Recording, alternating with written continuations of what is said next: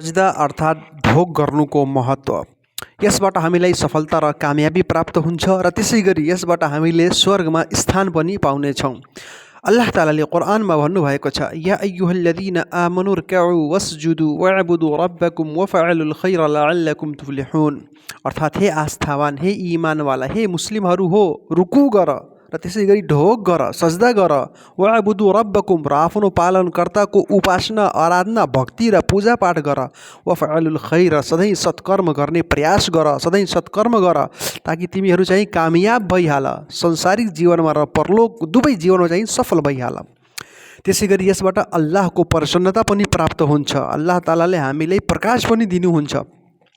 जस्तो कि कुरानमा छ, अल्लाह तालाले भन्नुभएको छ, सहाबाहरूको वर्णन यसमा गर्नुभएको छ कि मुहम्मदुर रसुलुल्लाह, कि मुहम्मद सल्लल्लाहु अलैहि वसल्लम अल्लाहको सन्देशवाहक हुन्, रसुल हुन्। वल्लदीना माअहु अशिद्दाउ अलल कुफ्फार, त्यसै गरी जुन उहाँको साथमा व्यक्तिहरू छन् तिनीहरू चाहिँ काफिरहरूमाथि एकदमै कठोर छन्। रुहमाउ बैनहुम, र आपसमा एकदमै दयालु छन्, नम्र छन्।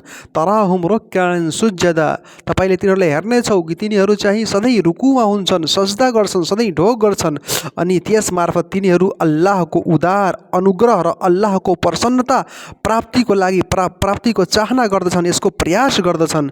अनि तिनीहरूको यो निशानी र चिन्ह के हुन्छ कि तिनीहरूको चाहिँ